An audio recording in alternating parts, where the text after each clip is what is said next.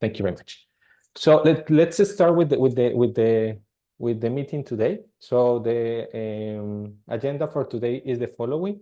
Can you move to the next one, please? Yes. Okay. So this is our agenda for today. So we already covered the welcome. So you are more than welcome to this space. Thank you for being here. I have seen some faces from other projects, but there are new people. So thank you for those people coming. And the idea is to start with some slot where we are going to present experience and lessons learned from projects that are working in gender or projects that have incorporate the gender approach on the electromobility.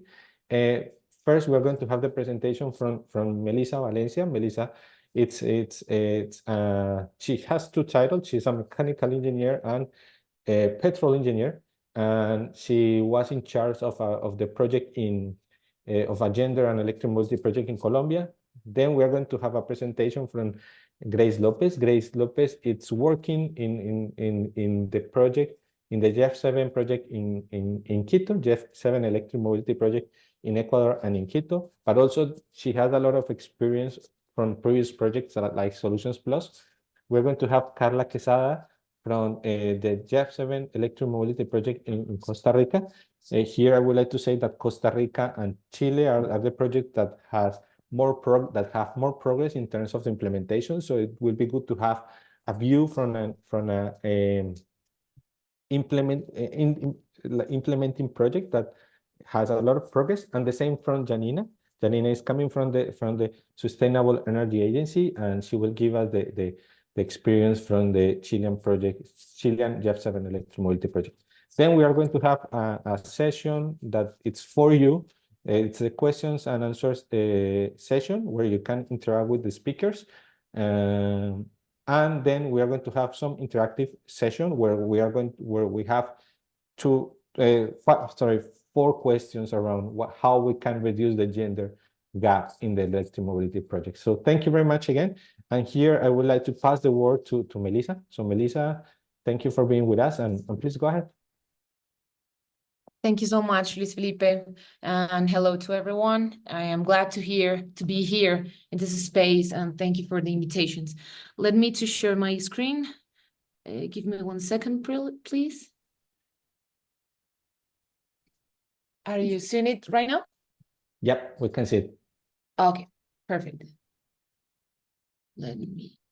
Okay, thank you. Okay, hello everyone again, and thanks for this space. I am Melissa Valencia, researcher of the Technological University of Colombia. I will share the methodology and the most relevant results for the project. E-mobility has a driver for change towards a gender transformative and just transitions to electric mobility in Colombia. Well, initially, we gathered information using both primary and secondary sources. Primary data was collected through surveys and interviews. We made them. For secondary sources, we created a repository of documents categorized by their relevance to the topic, to gender and electric mobility topic. We conducted interviews with 13 entities, including private transportation companies, government bodies, international organizations, and non-governmental organizations.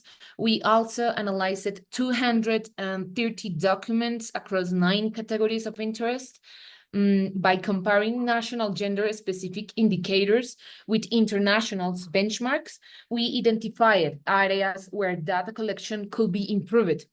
And the most notable categories were cost of accessing services and labor rights.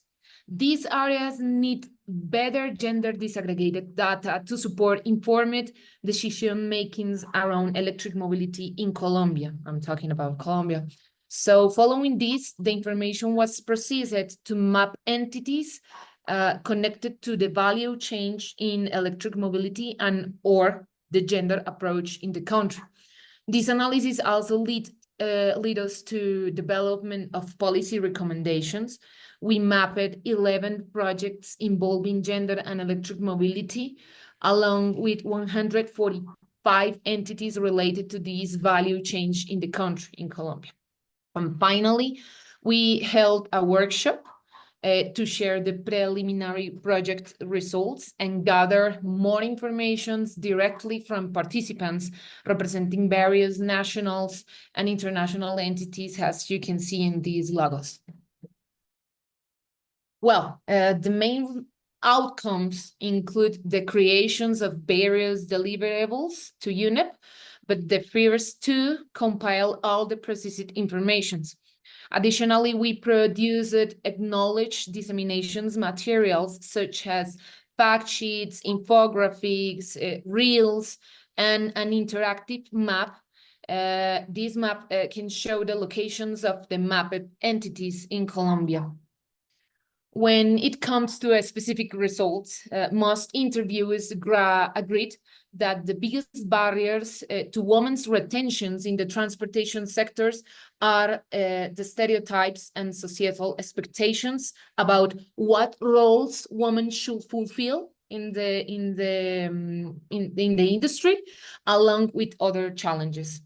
They also highlighted that the preliminary obstacles to introducing e-mobility in Colombia are the high initial cost of the technology, the lack of regulations for battery disposals, and the unequal distributions of subsidies. From the analysis of the informations by areas of interest, I will show some of the areas of interest, not all of them for the time, but we found that women tend to prefer using public transportations despite a high perceptions of insecurity, around 72% in Transmilenio. This is in Bogota, but also they rather to walk. We found also that despite the high perception of insecurity, they prefer the public transportation, while men are more inclined to use private vehicles. Additionally, women often have fragmented and zigzag travels patterns, primarily due to caregiving responsibilities or household shopping activities, whereas men typically follow direct routes, like commuting straight from home to work and back. That's all. In the labor market, the Ministry of Transportations made significant strides, earning the Silver Seal in the Gender Equality Award. These recognitions was partly due to women holding 100% of top decisions-making positions. This is only for the Ministry of Transportations, and 47 of other decisions-maker roles in 2021, making it the first entity in Colombia to achieve this honor. However, a woman represented only 9% of the total workforce in the transportation sector in Colombia in 2021. On a positive note, La Rolita, this is a transport operator in Colombia, employed 287 family drivers by 2023. That's a great.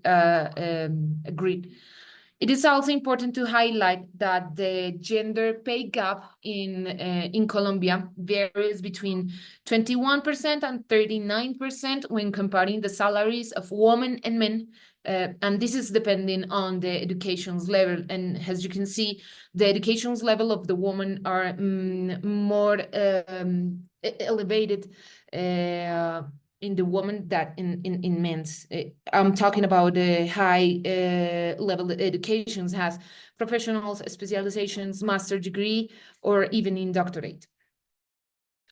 From the mapping of entities involved in Colombian electric mobility, we identified around 145 entities, as I said before, primarily located in the Andean region, as you can see in the map. They are focused on electric mobility infrastructure, vehicle assembly, and operations. And companies like Renault, General Motors, Toyota were noted for promoting gender equity through their policies and projects here in Colombia.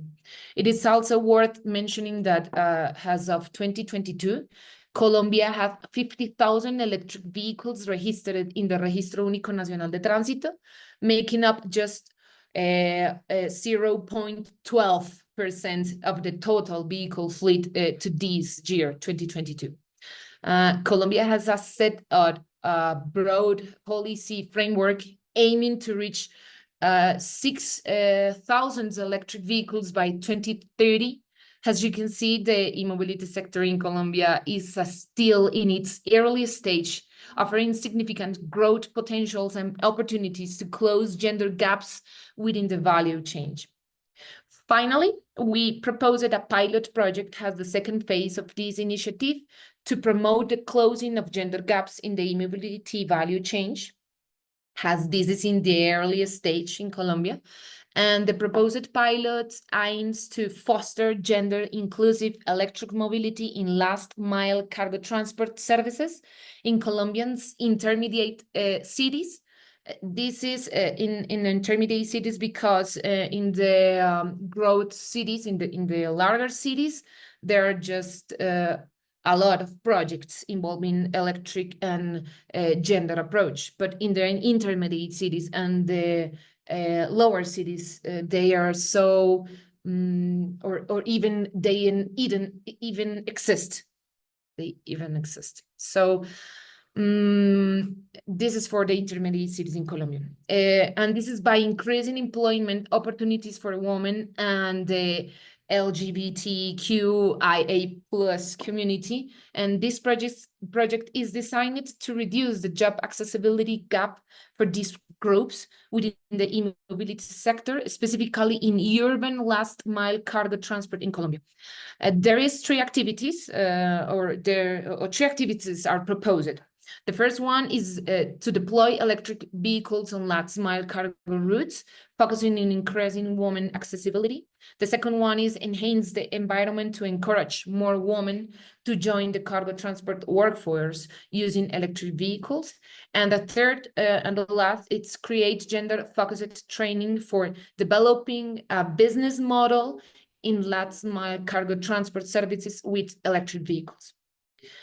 Here are some images from the workshop we conducted at the end of the last year. We had the participations of different government entities, such as the Ministry of Mines and Energy, the Ministry of Transportations, and other national and international entities.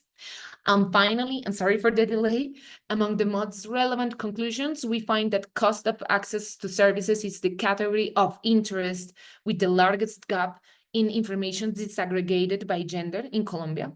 But perhaps the most important conclusion is the realizations that as an emerging industry in Colombia, electric mobility has a great planning opportunity to grow without the gender gaps that have existed in the conventional mobility sector. And to do so, more gender disaggregated information needs to be collected in order to make informed decisions. Thank you for you all for your attention. And once again, I apologize for the delay.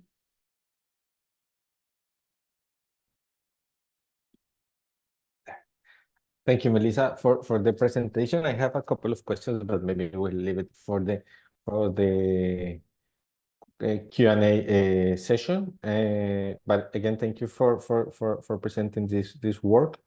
And now I would like to give the word to Grace Lopez. Grace will present maybe something similar to this project, but complementary actions that they are doing from other projects that they are executing in Ecuador. So please, Grace, the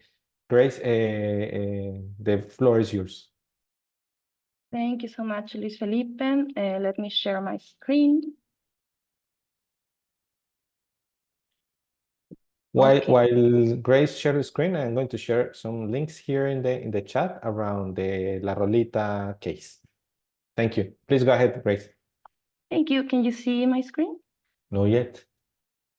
No, I'm still watching Melissa's screen. Okay. Let's see. I'm gonna try again. I stopped sharing already. Thank you.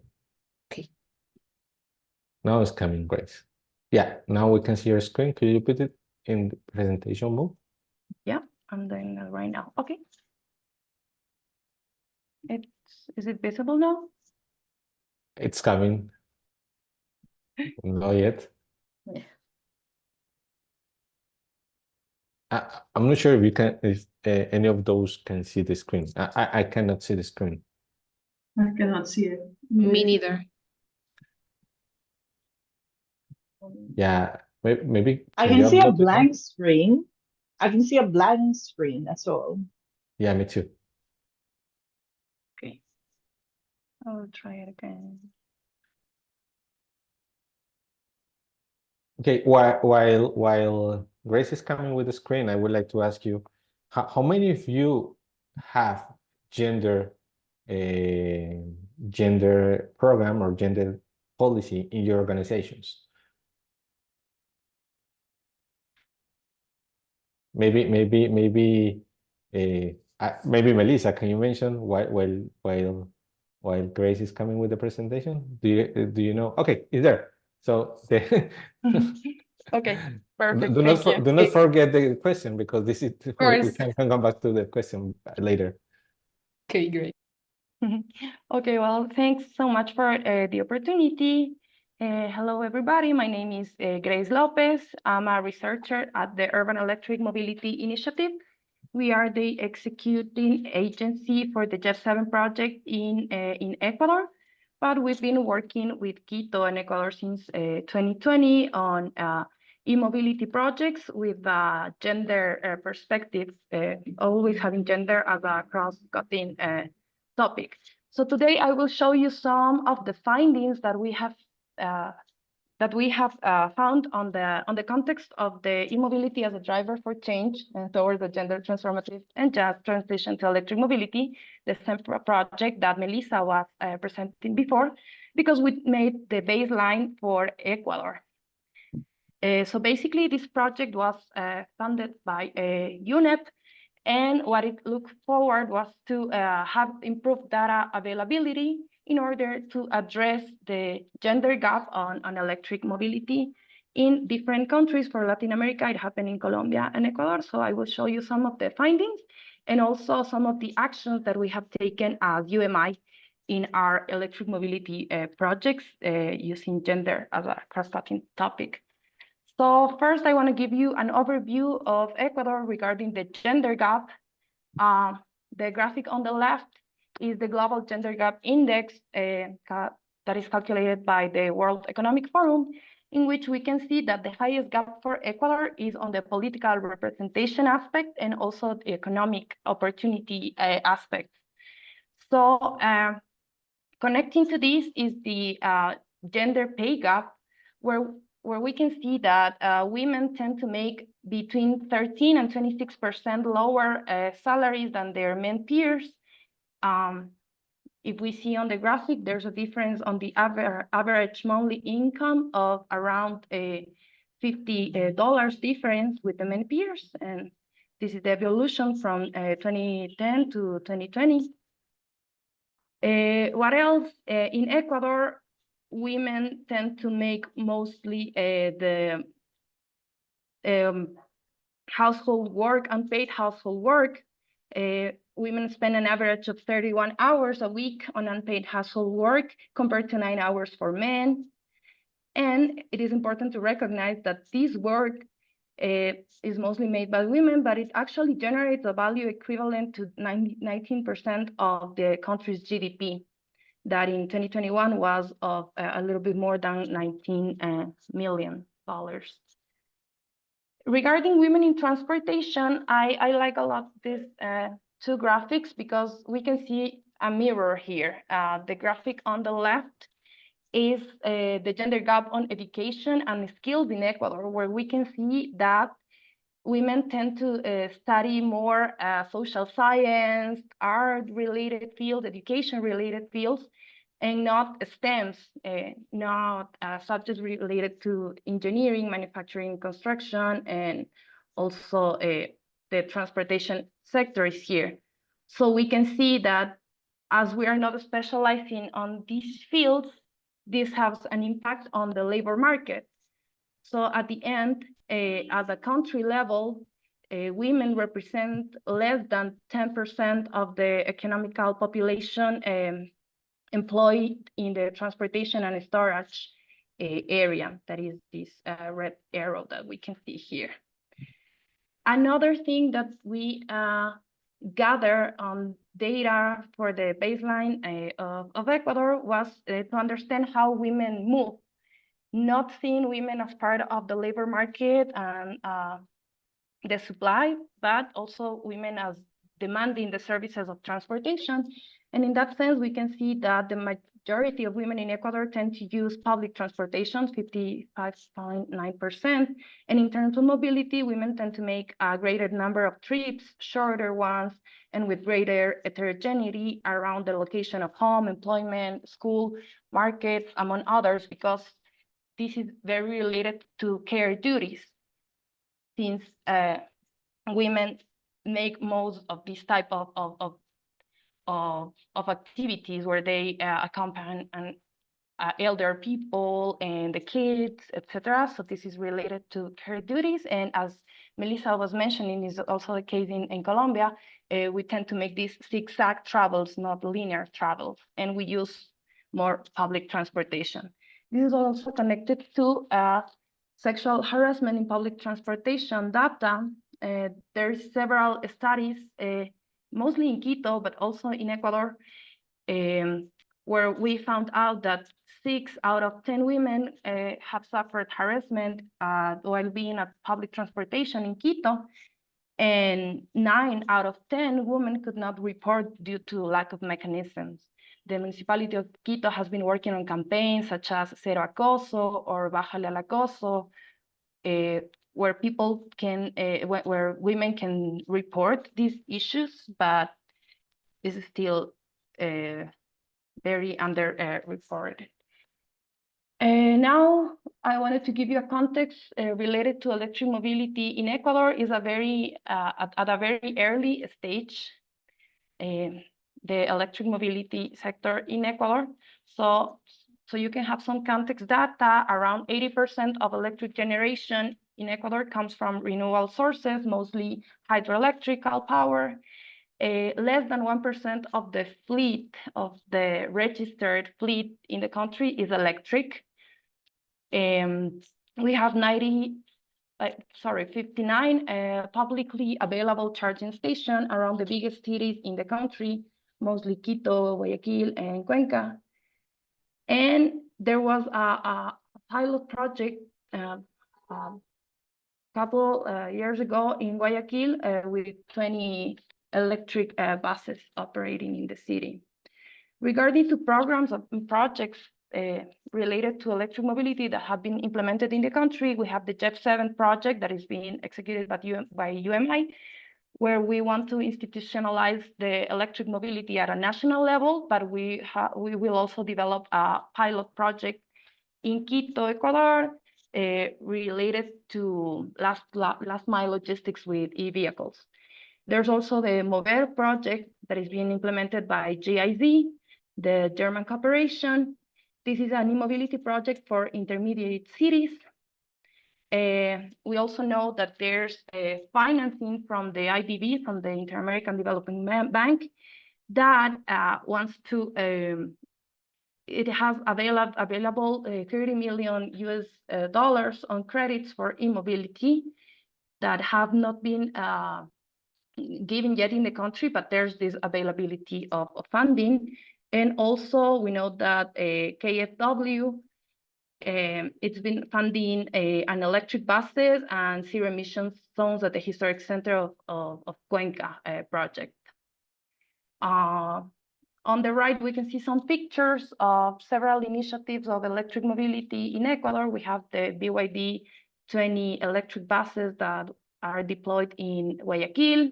This was made possible with the finance from the Corporación Financiera Nacional, CFN. There's also cases of electric taxis in Loja. The Solutions Plus project, that is a project that UMI executed prior to the JEP7 project in Quito that was focused on giving seed funding to manufacture light electric vehicles for the historic center of Quito, focus on last mile logistics. We can see some pictures there of our e-cargo bikes. There's also a project in the municipality of Quito that they want to buy 50 new completely electrical trolley buses for the city that are supposed to arrive to the country at the end of this year. There's also projects of e-taxis in Cuenca.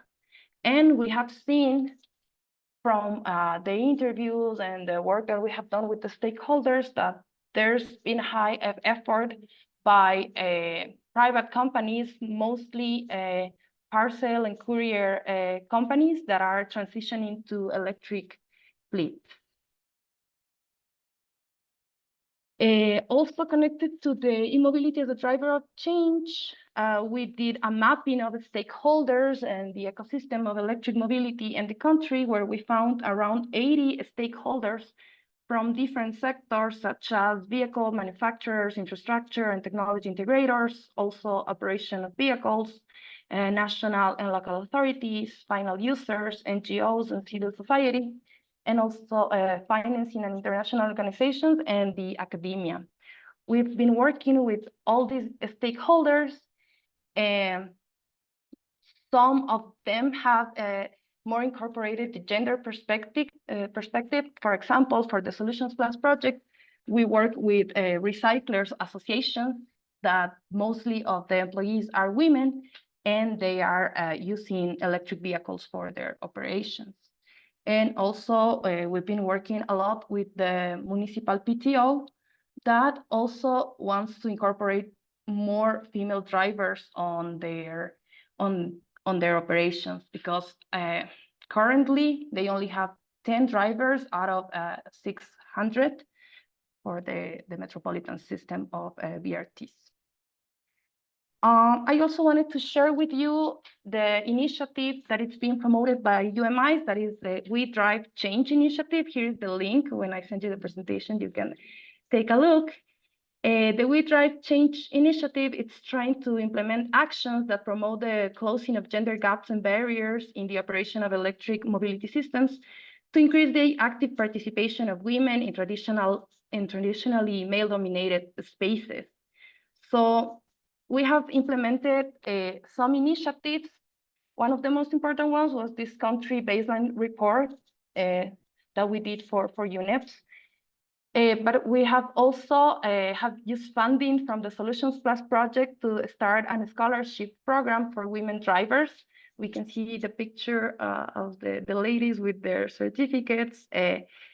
We have 17, we gave 17 scholarships to women that want to obtain the professional driver license for operating logistic vehicles and also to operate electric buses. We have also developed a sustainable mobility workshop with civil society organizations such as Fundación Red Sostenible and Carishina en Bici, where we are teaching women from recyclers associations and also women from courier and parcel services. We are teaching them to ride e-cargo bikes, but we are also giving them a lot of training and knowledge regarding leadership, empowerment, how to fight violence against women. And yeah, the sessions have been theoretical and also practical lessons to ride the e-cargo bikes. And the idea is to give them more bicycles for the operations to new recyclers associations. And we've been implementing the Solutions Plus project and the eMobiliza project with this focus on a gender perspective. The most important line of action for UMI is to increase the participation of female drivers for logistics and also for passengers transportation. Also to train women, as I was mentioning, working with civil society. Here's a picture of Carishina en Bici. This is an NGO that's been working in Quito a long time ago, teaching women as a volunteer work, teaching women to ride a bike and to use a bike as a means of transportation in the city. And now they're helping us to teach women to use these electric cargo bikes. And we also, the third line of action for UMI is communication and dissemination to show all the work we are doing and how electric mobility can be this big opportunity to start closing the gap that in traditional transport has been so big. And finally, I wanted to talk about the eMobiliza project, that is our JET7 project implemented in Ecuador, where we are putting gender as an important topic, and it's been considered in the 4 components that the project has. We have a first component related to institutionalization of electric mobility. The second component in yellow here is the pilot. We also have a component related to scalability of electric mobility and the sustainable aspect of electric mobility. So in eMobiliza, what we're doing is gathering gender-relevant data and indicators in the knowledge management system. We are also looking forward for the representation of women, increases in topics related to transport, mobility, and the transition to electric vehicles with the coordination body, with the institutionalization part. The representation of women in consultation process and training, the participation of women in the pilot implementation, for example, hiring female drivers. That's also why we started this scholarship program to train female drivers, and also in business models explored by the project. And we are working on an improved framework leads to improved conditions for female and male recyclers in the waste sector, disposal of electric and conventional vehicles. This is related to the sustainability part of the project. It is also important to mention that the Gender and Climate Change Action Plan that was issued this year by the Ministry of Environment, Water, and Ecological Transition is the framework on which we are integrating this gender perspective in the eMobiliza project. And yeah, that's all. Thank you. Thank you, Grace, for presenting this inspirational work. It took more time, but I think it was relevant. So it was very nice to hear what you have present. I think Pamela, you have some comment regarding the time. Yes. It's maybe to extend a few minutes in the end. Okay.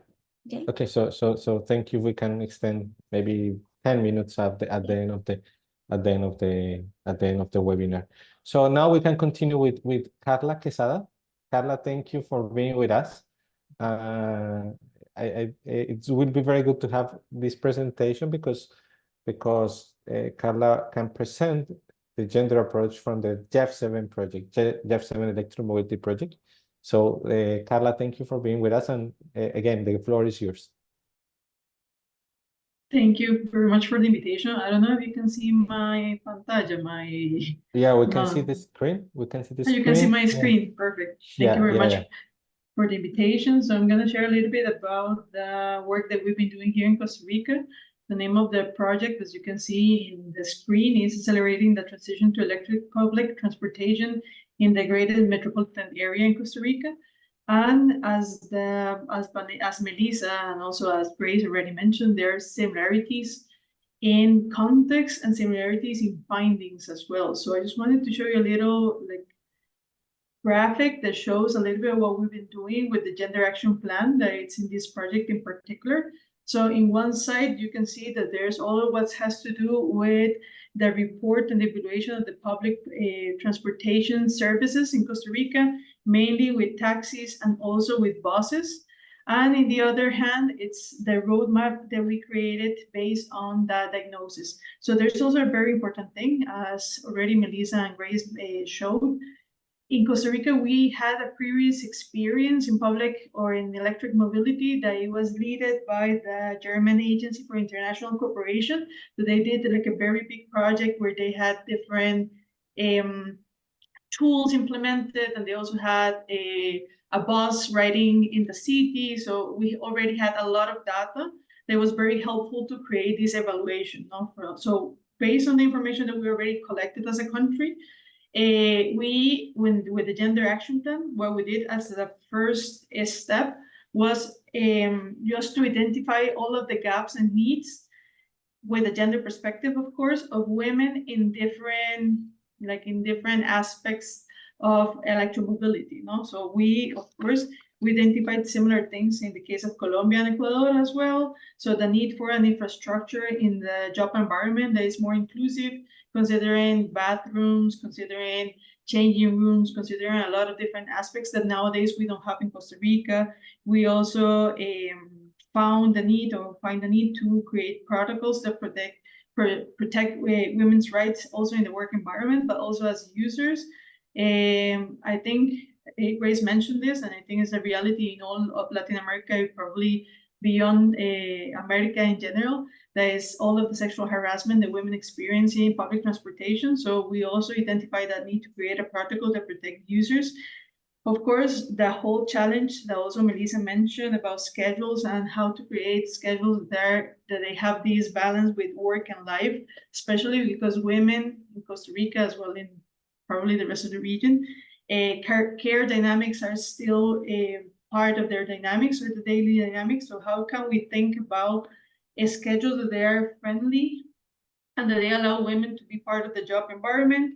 And of course, other aspects like, for example, units of public transportation, that they are more inclusive and that they also contemplate the gender roles that women have. And of course, all of these component of communication and how to address women to be more interested and to feel closer to the possibility of working in a very masculine environment. And also, of course, how to create job opportunities.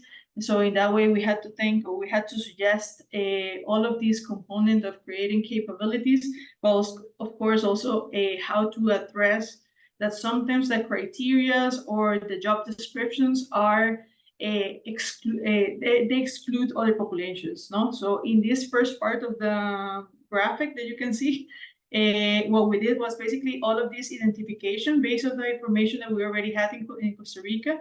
And then we created a roadmap where we suggested a lot of different actions that they need to be implemented. So we can have an escalation for electric mobility that is inclusive in all of these aspects I already mentioned. Not just for women to work in transportation, but also for the women that are being users of the public transportation system. And now I'm going to focus a little bit mainly in the pilot that we've been running. So basically, and I'm going to show you a picture, and then we're going to come back to this thing, to this graphic that I was showing you. In this picture, there's a little bit of what we've been doing. Now, we've been working with the people in the airport. There's 6 electrical taxis that they're working in the airport right now in Costa Rica. That means that there's 6 concessionaires that they received economical support to buy or to move from a regular vehicle to electric mobility to electrical vehicle. We've been doing capacity building in the airport, and we've been having conversations also with institutions, which are key for this process to work. So from the gender action plan, what we've been implementing is basically the first thing that we need to work on was how to create the proper conditions for women to participate in the pilot. And the first thing that we need to address was basically that when we were looking for the concessionaires that we had in the airport, of the 115 or 13 people that we have working in the airport right now, there were only 6 women that were concessionaires. So this is a reality that we know that is very common in mobility in general. But we were thinking about how, of this very limited amount of women, how could we create the conditions for electric mobility first to be interesting for them, and also so they could participate in a very fair way. No? So the first thing that we created as part of the pilot was criteria that it was inclusive, which means that we checked every single one of the criteria that we were using for the people to participate, so they had a gender perspective. We think about gender like affirmative actions as things that are necessary when we think about a context in the one women, they don't have as many opportunities as men generally. So one thing that we did in the criteria was adding points to the concessionaires that they had women driving the vehicles, or the women it's herself was the concessionary of the vehicle. So that way we could also incorporate more women into the pilot. The second thing was, once that we addressed this thing about criteria being inclusive, we needed to think about how these women had the opportunity to pay for the taxi. There's a gender gap also in funding, and we know this is a reality. There's a lot of research in Costa Rica about how bank institutions, they don't give women as many loans as they give to other genders. And that was a key element that we needed to address, so that way the women that wanted to participate in the pilot, they had the same opportunity as men. So we had conversations with banks, and we suggested to create like a specific criteria for women and also for the rest of the taxis, because there's a wider reality that is that taxi owners are not necessarily funded by our bank institutions in Costa Rica because all of the risk, et cetera, et cetera. That's a gigantic conversation that we can have in a different moment. But in this case, we addressed the fact that women had less funding. And one of the things that we did was intervene, so that way bank accounts could give them conditions for them to participate. So right now we have 2 women participating as concessionaires in the project. The second thing that we need to do was working with the people that drive the cars. And that means that one thing that we were doing with all of the people involved in the project was capacity building, creating capacities, but also monitoring the cars. We've been disaggregating data to see if there's a difference in the way people drive, which is also important, so that way we can give proper recommendations once the pilot ends. We have a technical support team that has been helping each one of the drivers 24/7, basically, so they can help them whatever they need. And of course, there's the user experience that's part of the pilot, that we're working right now. We were also creating, we've been having sensibilization process with different levels of, or different populations, for example, with the drivers, with the concessionaires, with the technical team. Our project right now has different it has different teams working in the project. There's the gender consultant, that is me. There's another person working as consultant, and there's a team from the university that is been helping us.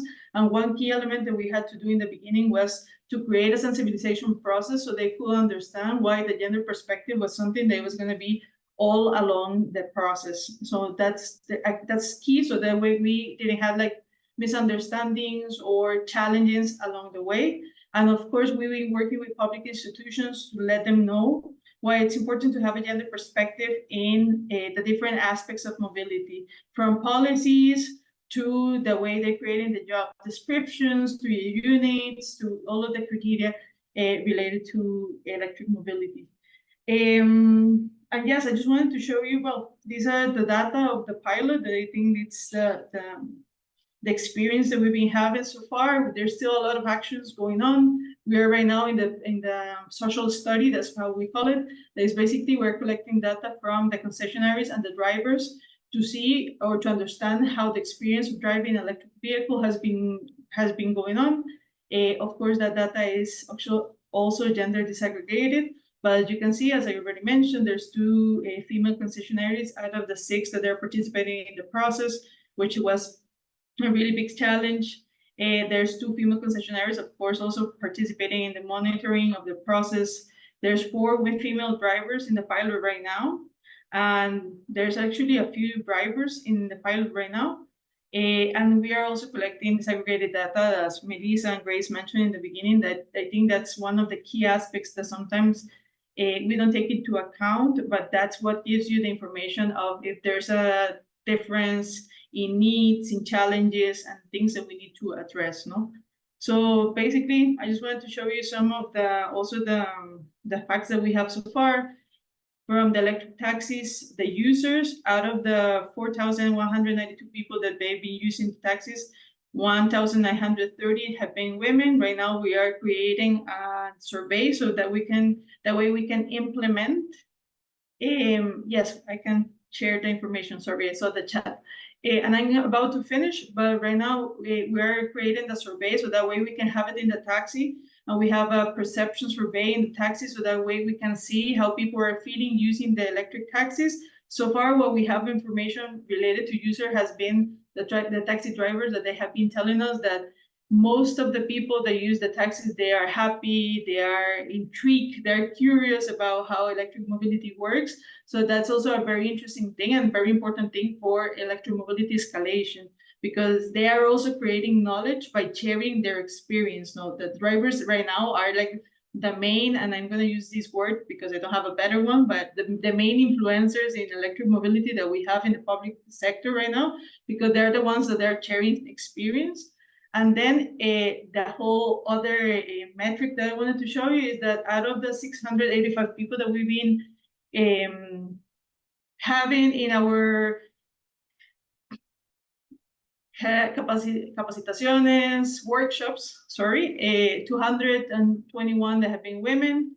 This picture on the left, in the right to the down part, it's the conversation that we've been having. We also created spaces so we can have dialogues with the women that have been participating of the pilot. And one thing that we also think it's key, and the key findings, just to finish, is the need to create these affirmative actions that are key for pilots to work, related to funding, related to criteria, related to spaces just for women to talk about their needs are key. And the other thing I wanted to say is that one thing that we see in every single project related to mobility is that we need to address violence, because these women, they work in very violent work environments. And if we really want more drivers, or we want more concessionaires, there need to be like very big work on how to create safer work environments. And that needs to be done with institutions, with the people that administers the spaces in the one we work, but also with the people that work with them. And that's basically one of the, well, a few lessons that I wanted to share. I don't know if I run out of time or if I went too far. I wasn't tracking my time. I'm sorry, Felipe. No worries, no worries. I think the idea of this tax team meet is basically to show the ideas and also to have the opportunity to receive comments and feedback. So thank you very much for the presentation. And saying this, I would like to give the word. It's you, Janina, who's going to present from Chile project? Yes, okay. Felipe. Thank you, Janina. Please go ahead.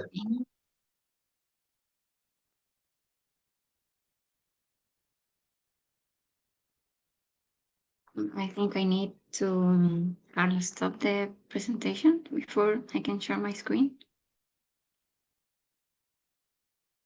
I'm so sorry. Thanks. I'm so sorry. No problem.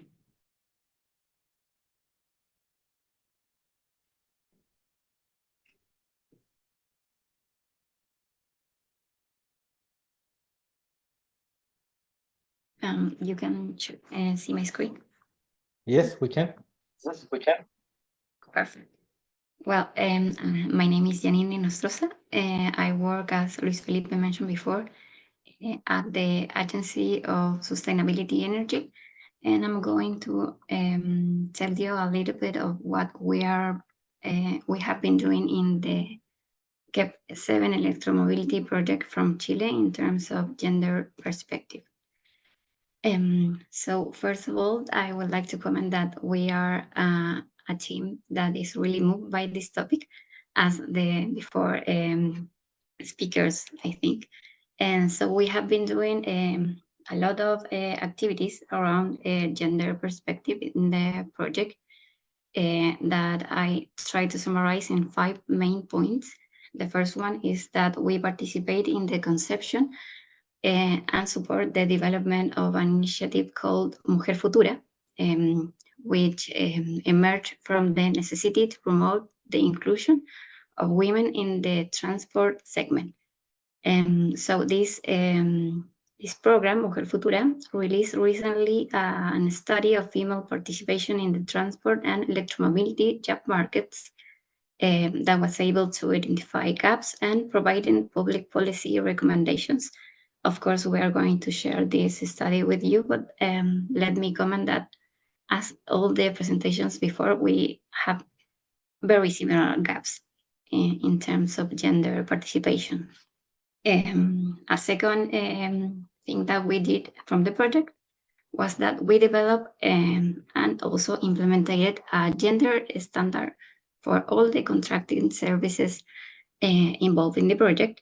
And this document was so well received that from the organization, make it part of the gender policy. So answering the question of Luis Felipe, we do have a gender policy in our organization, and also consider this gender standard. And to summarize what this gender standard consists in, we have 3 main points. The first one is that consider a gender evaluation criteria. This gender evaluation criteria is part of the whole evaluation for different offers that we receive in terms of the project, and includes some items that add points to the evaluation but are not mandatory. And I would like to emphasize this because we don't have already a strong ecosystem around electromobility services. So we didn't want to close the market anymore with this being mandatory. So only adds points to the evaluation. And one of the items that we asked for this gender criteria evaluation was gender certifications. We have a couple of certifications that any company of Chile can have. So we asked for this, and also we asked for a copy of the gender policy. And we realized that many providers didn't have one and developed one for having a better evaluation in this offer. And also for all the services that ask for a proposed team, we add extra points to all the offers that have a female participation, and also that propose women as a project manager. And second point of this gender standard is that we suggested a gender-focused tiebreaker criteria that is related to the gender evaluation criteria that I commented before. And finally, we add some recommendations for adding an inclusive language in all the activities and documents related to the services. And a third point of what we have been doing in the project is that we are part of the Electromobility and Gender Roundtable that is led by the Ministry of Energy from Chile, and also participates the Ministry of Transportation and Telecommunication and the Agency of Sustainability Energy. And we are starting this roundtable only this year. So we already have the objective of promoting the inclusion of the gender perspective in all public policy related to electromobility. And we are looking for being able to participate in some events that are coming soon in Chile. Another point is that we look to being able to distribute all the benefits related to the project with a gender perspective. So, for example, the subsidy fund for the purchase of electric taxis, we develop an initial application period with a gender focus. So we have the time to distribute these benefits with equality criteria. And as you might imagine, we didn't have so many female taxi drivers that were able to participate in this subsidy. So we have to actively look for them. And we did that with the help of the Ministry of Energy and Ministry of Transportation and Telecommunication local representatives. And so finally, I would like to comment on trainings. We developed one course That was an introductory course on electromobility with a focus only on women. And you can see a couple of pictures from the activities of this course, where 21 women from different regions of the country were able to participate. And also we encourage 30% of female participation in other courses of the project. And the first one is a course of home installation of chargers for electric vehicles. And the other one is an emergency and first response course in electromobility. Both of these courses encourage this participation in the terms of reference for the services. But of course, we cannot ask this mandatory. So, and finally, I would like to show a couple of numbers from the project. We have 634 women that have been involved in the project in terms of training, workshops, and presentations. And also we have 21 women who have been trained in courses, the one that I described before. And also we have women who have worked in services associated with the project, such as studies that we have developed, and also women who have been able to apply for the subsidy fund for the purchase of electric taxis. So as you may see, in all these indicators, we have above 30% of female participation.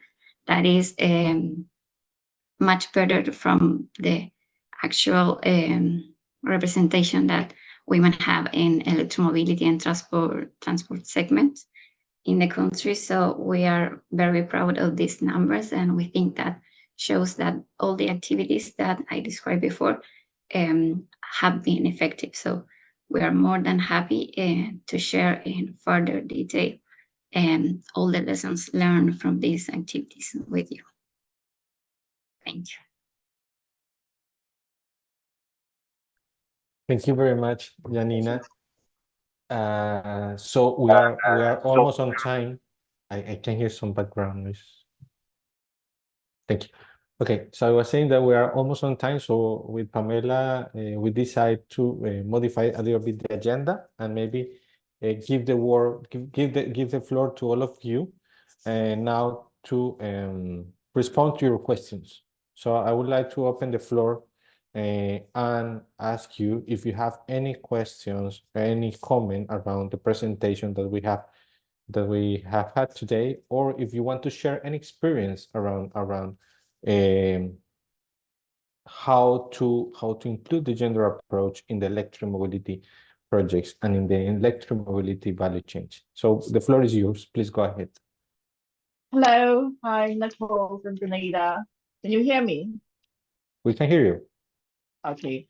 I did identify that one of the pressing issues is safety or lack of safety, or fear of being attacked, especially when you, in terms of the taxis. Yes, the buses, but there is somebody driving the bus. So, but in terms of the taxis, are the vehicles in the pilot, are they just regular vehicles, or they have been retrofitted to provide some protection? Because if I'm driving a taxi, there's always the fear that the person behind me, right, is going to think. But I know in some jurisdictions, in the US and in Europe, they sometimes have partitions between the driver and the passenger.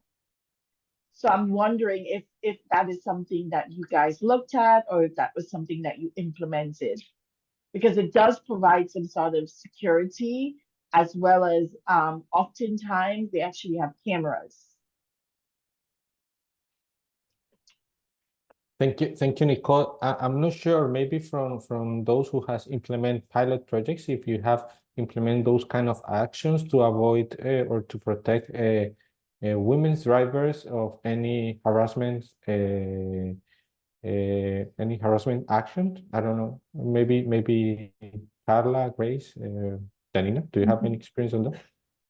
Yeah, I think one interesting thing about what Nicole mentioned is that in our conversations with the people, with the drivers, the women drivers that they've been working in the airport, they didn't mention violence with the people, with the passengers.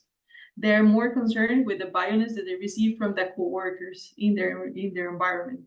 That is mainly because they are very, I don't know how to translate machistas in English, but it's a very a violent work environment. And they receive a lot of discrimination and a lot of stereotypes. And some of them actually even suggest, well, they didn't suggest that, they actually mentioned that they receive sexual harassment from their coworkers. So what we've been trying to implement is mainly a protocol of how the airport, the institution in charge of the airport might attend this type of violence, but they didn't mention violence with the users of the taxi, which I think is interesting.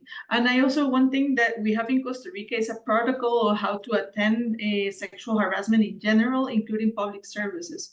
So that's what they should be implementing. But like this type of physical barriers and things, no, we don't have them in Costa Rica. And no. I would say that it seems to me that, and tell me if I'm wrong, but in Grenada, I lived abroad for a very long time. And so I'm used to a very corporate world where sexual harassment, it will be nipped in the bud quite quickly, or you will face a lawsuit. And I am experiencing that in Grenada. And I can tell you of 3 different institutions that I am affiliated with that were currently dealing with that. And at a board level, on 2 boards, I am on 2 boards.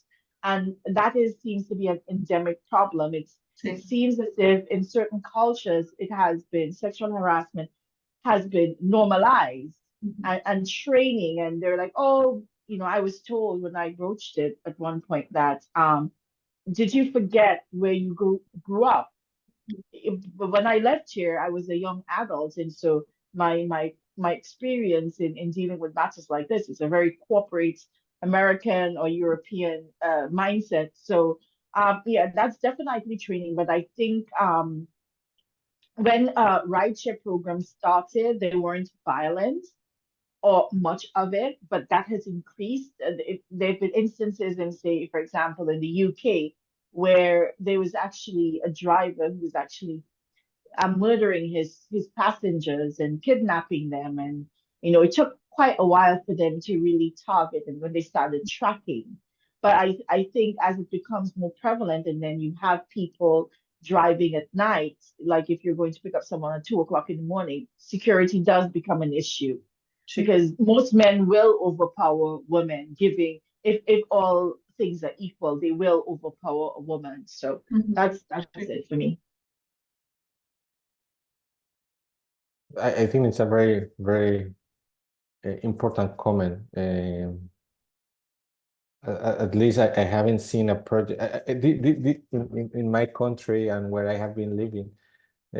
Security is not only, it's an issue for the whole population, and for sure it's a more serious issue for women. So yeah, these kind of barriers are implemented for the security of the driver, and independently if it's a women or if are women's or men's. Yes, and in fact, I would go. Would be my last suggestion, or at least to become aware of it.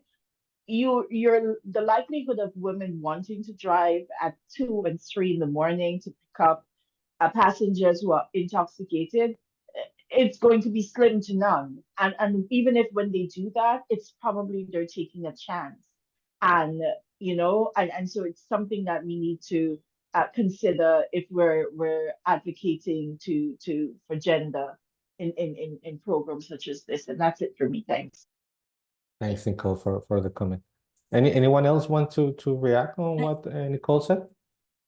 I want to say that yesterday I go to the Electromobility in Chile, and the Minister of Transport said that transport public in Santiago of Chile we incorporate the two driver woman who with the critter. She lives near to the terminal of the buses because to this to lower the times to transport and increments is the better security for the woman. In you is different schedule for women and men. That is the form they incorporate in the gender perspective. Change the work, the schedule. Maybe Janina, you can complete me to the yesterday. Yes. I think it was clear, Pamela. Actually, the Ministry of Transport and Telecommunications said that they were looking to incorporate women who live around the electro terminals to make it easy to incorporate the work with the family shores also. And as Luis Felipe mentioned before, I think that in Chile we have the same kind of barriers that protect the drivers, but applies to female and male drivers also. So we don't have anything special implemented for women.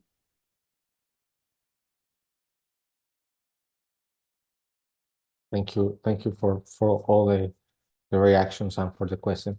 Is there any? Please go ahead.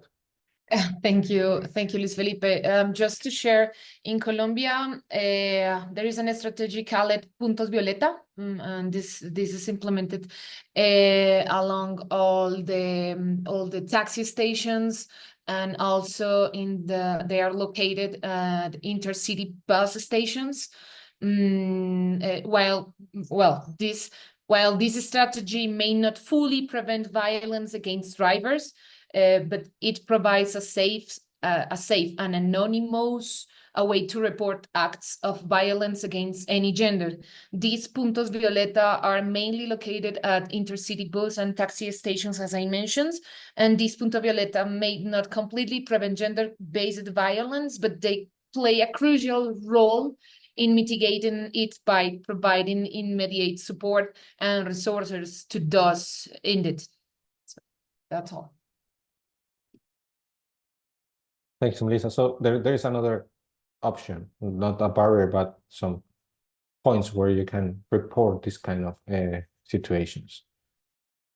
Okay, so is there any more comments or questions about the presentations we have today?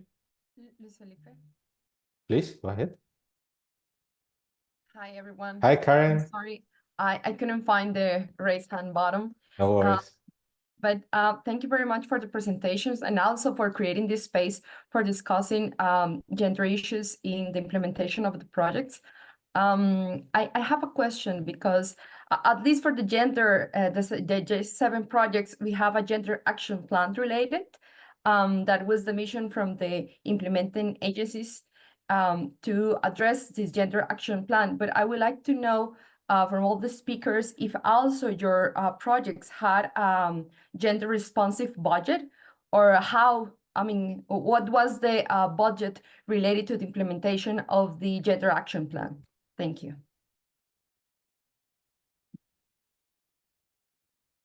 I think that question could be extended not only to the speakers, but also to all the participants here.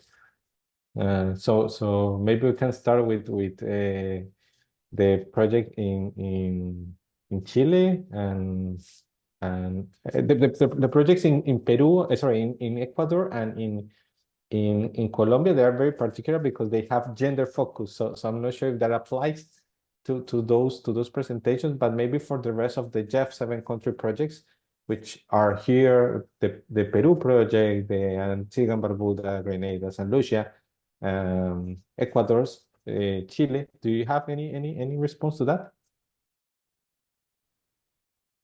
Hi, Karen.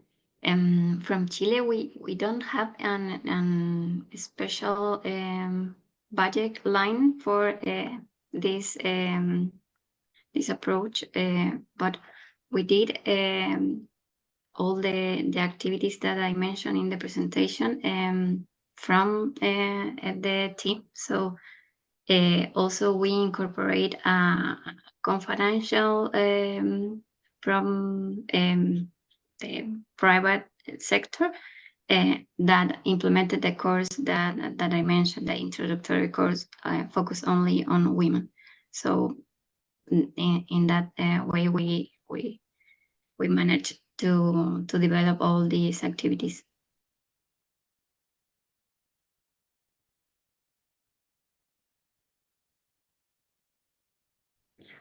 I don't know if you in Costa Rica did have a project budget specific to gender. Well, actually, my question was because for the JEP7 project in Costa Rica, we had the budget for contracting a gender consultant, but then we didn't have budget to implement actions. So, for example, Carla mentioned all the challenges related to financing taxes for to address the needs of the gaps for financing towards women, and also, any other measure we could have identified, for example, the need to have safer spaces, or for example, even like the stations where the women are working.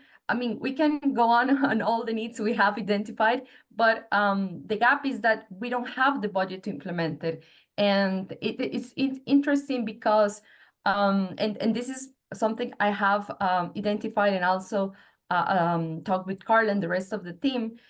We have the gender plan, then we need who will implement the gender plan, and then the funds to implement those. And the fourth, I will say, a step is to report and also have like the evaluation of those actions. And it's, I think we have to report to the JEF all the actions we have been implemented, but there's like as least from my knowledge, we don't have like an evaluation of if the gender action plan was implemented, or in which way it was implemented. So I was just trying to see if this was only for Costa Rica, but also from the other projects, not only with finance from the GEF, but also from other donors.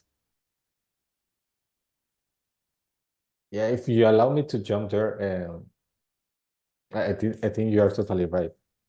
So gender in most of these projects propose that you need to fill a gender item and describe how you are going to address the gender in the projects. But when you allocate the budget, you don't allocate budget for implementing those actions. So yes, I think it's a very good point. And I was, when you were talking, I was also thinking in the coming proposal that we are developing, and we put a gender action plan, but we didn't allocate budget for gender for implementing that action plan. So I think that is a very important point from your side. Thank you. Please, Grace, go ahead.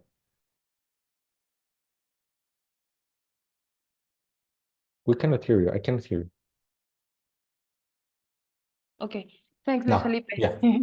What I can tell from the Ecuador project, yeah, related to budget, probably the general manager of the project has a bigger picture of if we had any budget for implementation. But what I can say that will be very strategical in UMIs, because we have found this way to use the funding from all the other projects that we've been implementing in Quito and Ecuador, such as Solutions Plus, EMOB, and EMOB 2, that is the second phase that is coming. So I think that what we are doing is trying to articulate the vision that we are posing on the plan for the eMobiliza project, the JEP7 project, and using the funding from other projects to actually implement actions. So I think that's been the view of UMIs to actually implement things such as the scholarship program or the workshops that we're doing with the female drivers of the cargo bikes. But that's the way we are doing things. We are articulating all of our projects in this gender perspective vision to actually implement action. That's what I can tell from our perspective. Thank you, Grace. So we're already 20 minutes over the time. I think it's because this conversation has a lot of interest from all of us. I haven't seen the hour, but now we're 23 minutes over the time.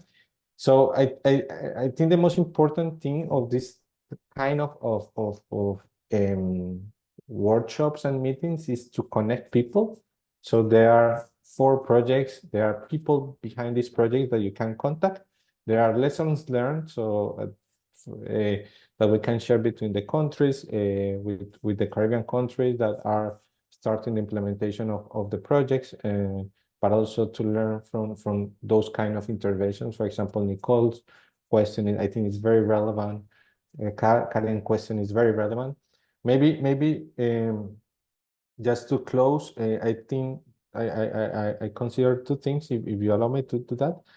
One is to have a second session on this in the next 6 months to learn more about the results of the Caribbean projects, and also to see any conclusion that we can have from other projects. That's one thing. And the other thing is to leave some questions on the table. So maybe to think about what are the kind of actions that we can do in our projects to reduce the gender gap in terms of or to increase the awareness about the gender gap. What kind of actions we need to do in terms of regulations, and how our policies and how our projects can contribute on that. What kind of actions we can do in specifically in our pilots. So we have seen some specific actions that the projects have been taking, and this kind of things goes beyond the projects, and I think it's more like the kind of attitude that we assume with the transport sector and with the electromobility. So what kind of actions we can do by like as a person to reduce the gender gap. So this is maybe something from my side. We're going to leave in the chat this Miro, this whiteboard available. We're going to leave it open if you want to contribute on that. But for sure, we're going to have a second session on gender. For the next tax team meeting, we are planning to have, we're deciding 2 things, between 2 things. One is the results of the Solutions Plus project for last mile logistics using like electric vehicles, or maybe data collection and monitoring of pilots. So we are still deciding which one we can select. But as you know, the idea is having this monthly meeting the last Wednesday of the month at 9 a.m. Central American time, 10 a.m. Panama, Colombia, Peru, Ecuador, and 11 a.m. Chilean time, 11 a.m. also Caribbean island. So I think this is all from my side. Pamela, do you want to close the event? Yes, I want to say we share the whiteboard. Maybe can make forms or something. It's more dynamic for the answer. And about the last question for Karen is I like to say is that for that is very important to binding to a strategic with the law in the country, because if doesn't binding, then we don't have a budget for the implementation, and it's very important that we can work in the policy or a strategic from our organizations is try to binding the law for the budget. That. Okay, So with this, I think we can close. I really appreciate your participation in this space, and see you in 1 month. Yeah, so have a nice month. Thank you very much. Have a nice September. Thank you. Have a Thank you great for day. being with us. Thanks. Bye-bye. Bye. Bye. Bye. See you. Bye, everyone. La pregunta es, fiscalizar la presentación